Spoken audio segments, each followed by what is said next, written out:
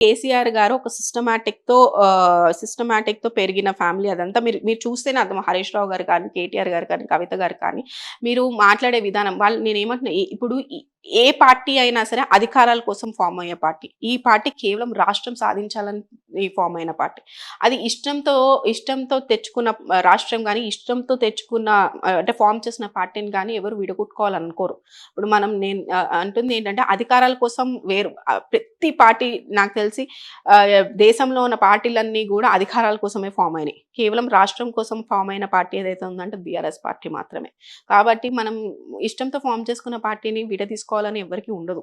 కాబట్టి మీవన్నీ గూడా మీడియా వాళ్ళకి కానీ, లేకపోతే అపోజిషన్‌కి ఏదో ఒక పాయింట్ దొరకాలన్నట్టు ఏదో లాగి దాన్ని చేస్తున్నారు గానీ, అట్లా ఏం లేదు. కవిత గారే ఓపెన్‌గా చెప్పారు. నేను లెటర్స్ ఇప్పుడు ఫస్ట్ టైమ్ కాదు. మా ఫాదర్‌కి నాకు చిన్నప్పటి నుంచి రాయడం నాకు అలవాటు. ఏమైనా చెప్పుకోవాలనుకున్నప్పుడు నేను లెటర్ల రూపంగా చెప్పుకుంటానని ఆ లెటర్‌ని పట్టుకొని కవిత గారికి, కేటీఆర్ గారికి గొడవలయిపోయినాయి. దానికి దూరం పెట్టారు. ఇవన్నీ ఇష్టం వచ్చినట్టు మాట్లాడుతున్నారు. అవన్నీ